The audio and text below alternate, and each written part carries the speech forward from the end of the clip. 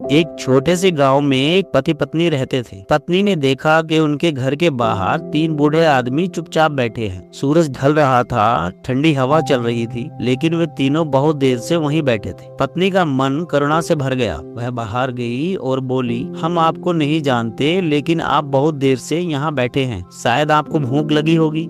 कृपया अंदर आइए और हमें सेवा का मौका दीजिए। तीनों ने एक दूसरे की तरफ देखा और बोले, हम तीनों एक साथ एक घर में नहीं जाते। वह हैरान हो गई। उसने पूछा, क्यों? एक बूढ़ा मुस्कुराया और बोला, मेरा नाम धन है और अगर मैं तुम्हारे घर जाऊंगा तो तुम्हारा घर हमेशा धन दौलत से भरा रहेगा। दूसरे ने कहा, मेरा नाम कामयाबी है और अगर मैं आपके घर जाऊंगा तो तुम्हें हर काम में कामयाबी मिलेगी। तीसरे बूढ़े की आंखों में अजीब सी चमक थी। उसने धीरे से कहा, और मैं हूँ प्रेम। अगर मैं तुम्हारे घर जाऊंगा तो तुम्हारा घर हमेशा प्रेम से भरा रहेगा। फिर उन्होंने कहा, आप जाकर अपने पति से बात करो और सोच समझकर बताओ कि तुम किससे अपने घर बुलाना चाहते हो। वह अंदर गई और सारी बात अपने पति को बताई। उसकी आंखें चमक उठी। वह बोला, अगर ऐसा है तो धन को बुलाते हैं, पैसा होगा तो सब होगा। पत्नी ने शांत आवाज में कहा, लेकिन अगर कामयाबी को बुलाएं तो कामयाबी होगी तो पैसा भी आ जाएगा। दोनों कुछ देर सोचते रहे। घर में सन्नाटा था, लेकिन दिल में कुछ सवाल चल रहे थे। पत्नी थोड़ा मुस्कुराई और बोली, नहीं, मुझे लगता है हमें प्रेम को बुलाना चाहिए। प्यार के बिना सब बेकार है। पति भी उसकी बात से सहमत हो गया। पत्नी एक बार फिर से बाहर गई और बोली, आप में से प्रेम कौन है? कृपया हमारे घर आइए और